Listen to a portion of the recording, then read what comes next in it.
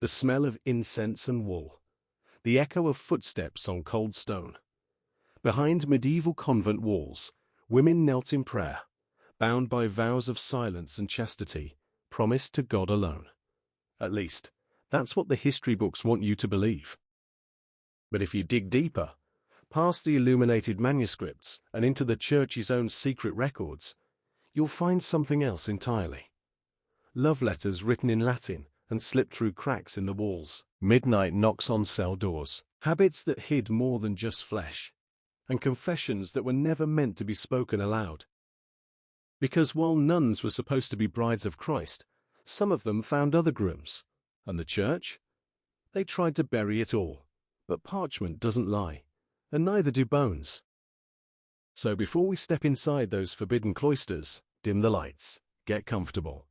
And if you're ready for the truth they didn't teach you in Sunday school, hit that like button and subscribe, because the secrets we're about to uncover, the Vatican still doesn't want you to know them. Now, let's open the gates. When a woman entered a medieval convent, she didn't always arrive through the front door with a heart full of prayers and a soul ready for Christ. More often than not, she was pushed through it, by her father, by her brothers, by a family who saw her less as a daughter and more as a problem to be solved. See, in medieval Europe, marriage was expensive. Dowries cost money, sometimes entire fortunes, and if you had multiple daughters, marrying them all off could bleed a family dry. But convents? Convents offered a discount rate, a fraction of the cost, a fraction of the fuss, and the guarantee that your daughter would never again trouble the family name with her opinions, her desires, or worse, her mistakes. Some were sent as children, too young to understand what the veil meant. Others arrived as young women, after failed engagements or whispered scandals that made them unmarriageable. A pregnancy outside of wedlock, a flirtation that went too far, a refusal to marry the man her father chose. The convent was where families buried their shame. Behind stone walls and iron gates, where no one could hear her cry, or ask why she never came home for Christmas. And the Church welcomed them with open arms, because every nun meant a donation, a bequest, a piece of land signed over in perpetuity. The convent got richer, the family got cleaner, and the girl, she got silence. But here's what the families didn't understand. You cannot lock desire behind stone walls and expect it to die. You cannot starve the body of touch, of warmth, of affection, and expect the soul to quietly submit. These women weren't saints when they arrived. They were prisoners. Some prayed, some wept. Some spent years staring at the same crack in the same wall, wondering what their lives might have been if they'd been born male, or ugly, or useful in some other way.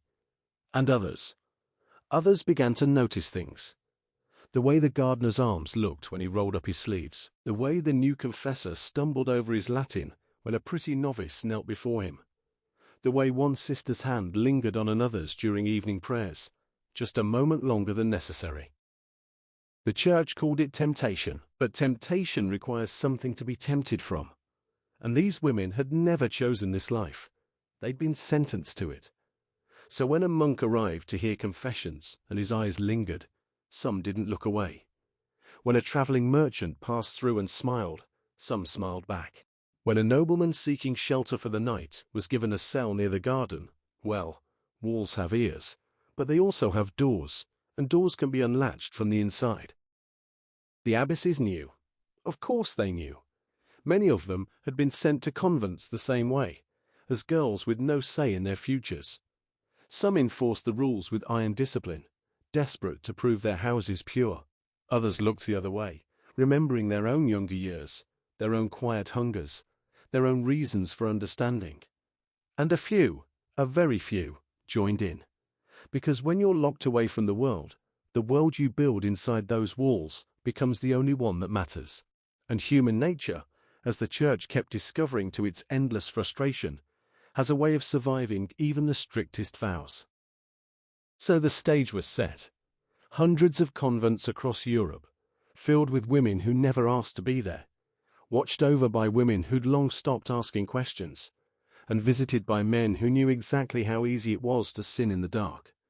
It wasn't a matter of if the walls would crack, it was a matter of when. And when they did, what spilled out wasn't just scandal. It was proof that you can lock away a woman's body, but you cannot lock away her heart, her hunger, her heat. The church built its prisons well, but desire, it turns out, builds ladders. If the walls couldn't hold desire, they also couldn't hold whispers or words. Because inside a medieval convent, where every glance was watched and every footstep echoed, the most dangerous thing a nun could possess wasn't a lover's touch. It was a quill, paper, wax, the courage to write down what she couldn't say aloud. And write they did. By candlelight, after Compline, when the abbess slept and the corridors fell dark. Love letters slipped through cracks in the stone, notes pressed into palms during Mass. Whole correspondences carried on for years, hidden inside hollowed-out prayer books, or tucked into the bindings of choir psalters, where only the intended recipient would think to look. The language they used was careful, coded, layered with plausible deniability. A phrase about thirsting for divine grace might mean something entirely different to the priest who received it. A line about longing for spiritual union could be read aloud to the bishop without scandal. But the man who held that paper, who recognized the slant of her handwriting, who remembered the way her fingers brushed his during confession, he knew exactly what she meant. Some wrote in Latin, not because it was holy, but because it was secret. A language the servants couldn't read. A language that turned love into liturgy and longing into prayer. The church found these letters sometimes, confiscated them during inspections, read them aloud in ecclesiastical courts, held them up as proof of fallen virtue. And the things those letters revealed, one nun in France described her lover as the chalice from which she drank salvation, which sounds innocent enough until you read the rest of the letter. The part where she specifies exactly which kind of salvation she means, and how often she hopes to receive it. Another wrote to a monk in England, begging him to visit her cell again soon, for her soul grew cold without the warmth of his counsel. The investigating bishop noted dryly that the counsel in question seemed to require closed doors and darkness. Some nuns got caught because their letters were intercepted, others because they wrote too much, too honestly, unable to resist putting the full weight of their hearts onto parchment. But a few got caught because their lovers kept the letters, tucked them into pockets, saved them in chests, pulled them out years later when the affair had ended and the memories were all that remained. And when those men died, or when they were arrested for other crimes, the letters surfaced, confiscated by authorities who couldn't believe what they were reading. Women who had taken vows of chastity, describing in vivid detail exactly what chastity meant to them now. The punishments were brutal. Public whippings, confinement to cells with only bread and water, transfer to stricter orders where the walls were higher and the windows narrower. But the church learned something from those letters too. They learned that locking women away didn't make them holy, it just made them creative. That a convent full of hungry hearts would find ways to feed each other, even if the food was only words. And that the most dangerous thing you could give a woman with a secret wasn't freedom. It was a pen. Because a woman who writes down her desire has already admitted it exists. And once it exists on paper, once it can be read and touched and passed from hand to hand, it becomes real in a way that whispers never can. The church burned those letters whenever they found them, tossed them into fires, watched the smoke rise, hoped the sin would rise with it. But some survived. Hidden in archives, buried in Vatican vaults, waiting centuries to be found. And when you read them today, you can still feel the heat, the longing, the desperation of women who had nothing left to lose except each other. But a letter, no matter how damning, could be burned. A body, on the other hand, cannot be burned. Cannot be hidden in an archive or sealed behind Vatican stone. A body grows, changes, betrays its secrets in ways that ink never could. And for a medieval nun who had broken her vows in the most physical way possible, the body was the one enemy she could never defeat. Because pregnancy, as a general rule, is difficult to explain away when you've sworn yourself to Christ. At first, it was possible to hide. The heavy wool of the habit, the loose folds of the tunic, the way nuns were expected to keep their eyes down and their bodies covered. All of it bought time. A few months, maybe more, depending on how closely the abbess watched. But the body has its own timeline, its own truth, and eventually, that truth becomes impossible to ignore. The sickness in the mornings that had nothing to do with fasting, the swelling beneath the robes that no amount of prayer could shrink, the whispers that began to circulate among the other sisters, because nuns notice things. They notice who visits the infirmary too often, who stops taking communion, who asks to be excused from chores with a hand pressed to her stomach and a face gone pale. Some tried everything, bound themselves tight with linen strips until they couldn't breathe, fasted for days, hoping hunger would kill what grew inside them, drank concoctions bought from traveling merchants or brewed in secret by sisters who knew which herbs did more than heal. Pennyroyal, tansy, rue, plants with old names and older purposes, boiled into teas that could restore a woman's cycle or end something far more permanent. It worked sometimes.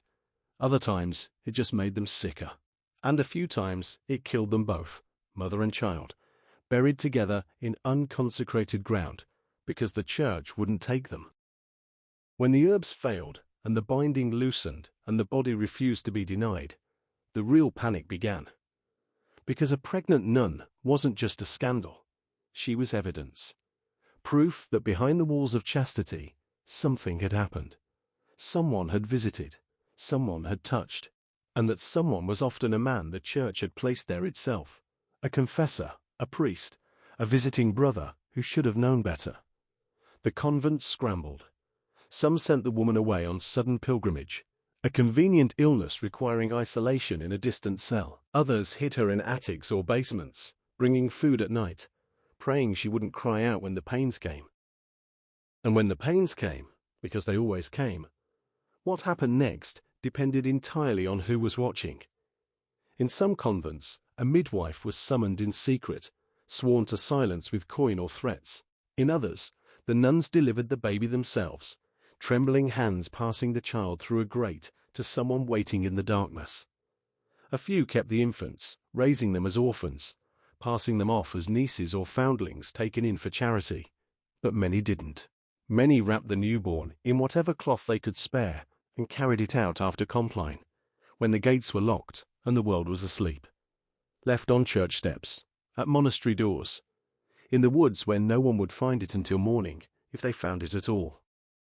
One French convent's records tell of a night when the gardener heard crying from the vegetable patch. He dug and found a baby, hours old, buried shallow among the carrots, wrapped in a torn wimple stained with blood. The nuns claimed ignorance. The abbess wept and prayed publicly for the soul of whatever woman had done such a thing. But everyone knew. The kitchen girl who'd stopped coming to meals. The novice who'd been sent away for spiritual renewal. The sister who now walked with a limp and wouldn't meet anyone's eyes. The baby was baptized quickly and sent to a foundling home. The matter was never mentioned again, officially. Sometimes the church investigated. Bishops arrived with questions and quills, demanding answers the convents couldn't give. But investigations cost money, and scandal spread faster than truth, and most dioceses preferred to handle things quietly. A nun transferred, a priest reassigned, a record amended, a page torn out, a story that simply stopped being told. Because the church understood something important. Every pregnant nun was proof that the system had failed. That vows meant nothing when bodies meant everything. That you could lock women away from the world, but you couldn't lock the world away from them. And yet, for all the secrecy, for all the shame, some babies survived. Grew up knowing nothing of their origins. Became farmers, merchants, even priests themselves. Men who would never know their mothers had worn veils and whispered prayers while carrying them in secret. A few, much later, found their way back, knocked on convent doors asking questions, left with nothing but silence and the faint smell of incense. Because the women who could have answered were long dead, or had spent decades perfecting the art of forgetting. But forgetting isn't the same as forgiveness. And the walls of those convents, thick as they were, couldn't silence everything. Sometimes, late at night, When the wind blew through the cloisters just right, you could still hear it. Not crying exactly, just something that sounded like it. Of course, hiding a pregnancy was one thing. Hiding a whole person, someone who walked and breathed and wore armor, that was something else entirely. And in at least one convent, that's exactly what happened. For over a year. Of course, hiding a pregnancy was one thing. Hiding a whole person, someone who walked and breathed and wore armor, that was something else entirely. And in the German convent of Würzburg, in the early years of the 15th century, that's exactly what happened. For over a year, a knight in full chainmail lived inside the walls of a convent, hidden in plain sight, while the woman who loved him risked everything to keep him there. Her name was Sister Agnes. By all accounts, she was intelligent, charming, and gifted in music.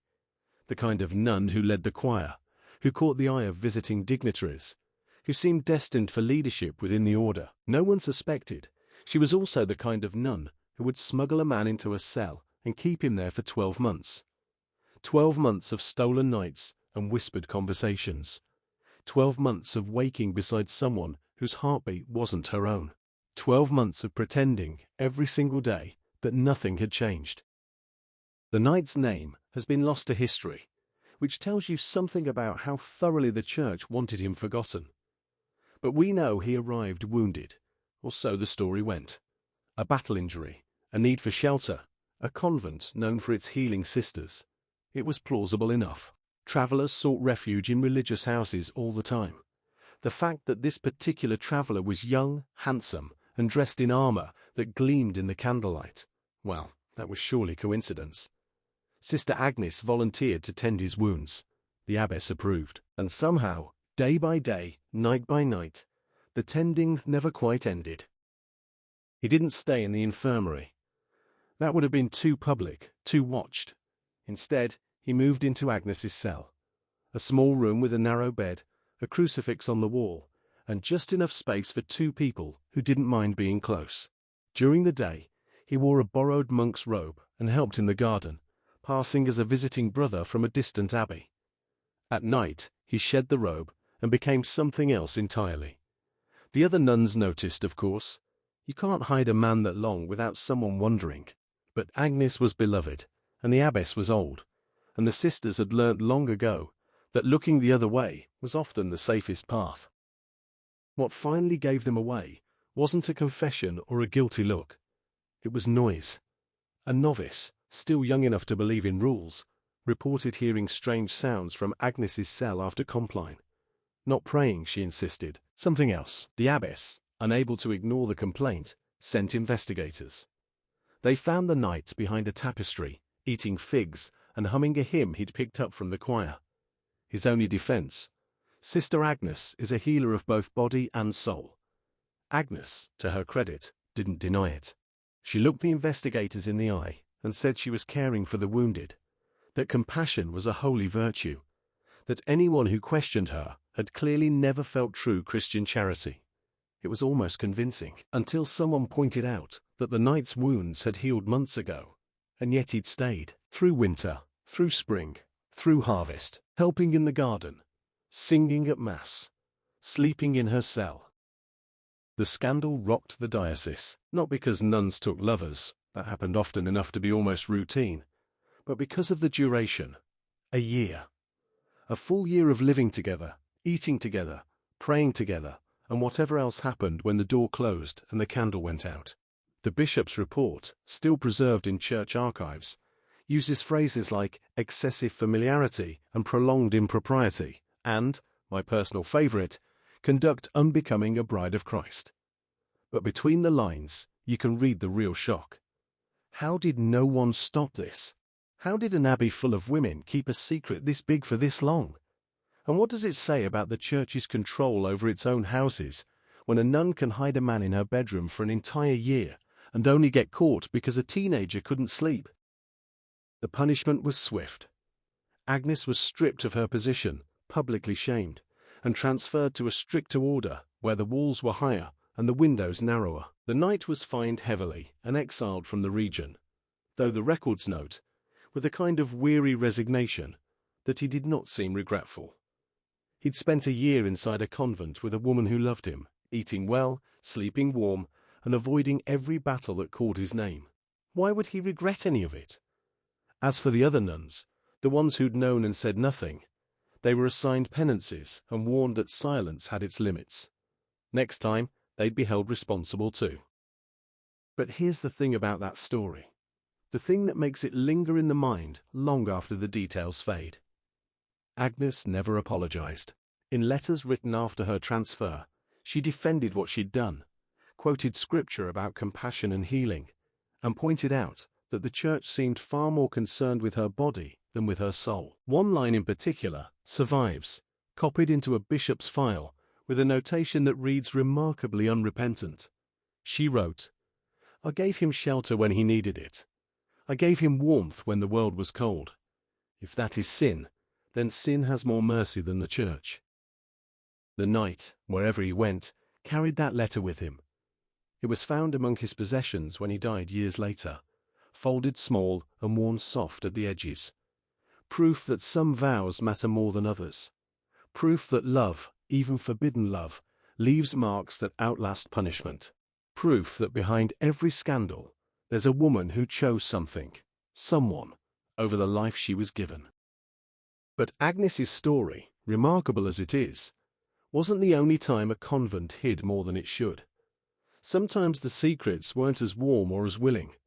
Sometimes they came wrapped in cloth and laid in shallow graves. But some nuns didn't just break the rules. They burned them down and danced in the ashes. And no one did that quite like Clara of Bologna, a woman who looked at a life of prayer and said, quietly at first, then loudly enough for everyone to hear, "No thank you." Clara had spent years inside the convent, years of silence, years of submission, years of watching the world pass by outside windows she couldn't open. She'd taken the vows, worn the veil, chanted the psalms until her voice went hoarse. And somewhere along the way, she'd realized something that terrified her more than damnation. She was still alive, still hungry, still wanting things the church had promised to kill in her. The church had lied. So one morning, Clara simply walked out. No dramatic escape, no rope of bedsheets, no midnight flight. She just opened the door and kept walking. The convent gates swung shut behind her, and for the first time in years, she breathed air that didn't smell like incense and obligation. Where she went first isn't recorded, but where she ended up became legend. The building she took over stood next door to the very convent she'd left. Maybe that was deliberate, a thumb in the eye of every sister who'd watched her suffer in silence. Maybe it was just convenience, the only empty building in a city full of them. Either way, Clara transformed it into something Bologna had never seen before. A brothel. But not just any brothel. A brothel staffed by women who knew exactly what they were doing, decorated with touches that felt almost familiar, and run with the same efficiency Clara had learned, managing choir schedules and feast day preparations. She kept the habits, the robes, the veils, the heavy wool garments that had chafed her skin for years. Some accounts say she wore hers while managing the business. Others claim her employees wore them too, because clients paid extra for the costume, for the illusion of sinning with a woman who'd sworn herself to God. The full confession experience, one customer reportedly called it, though the theological implications of that phrase made local priests sputter into their wine. The church panicked. Not because prostitution was rare, it wasn't, not in any medieval city, but because this particular brothel had the nerve to look like a convent and functioned better than most monasteries. Women lined up to work there, men lined up to visit.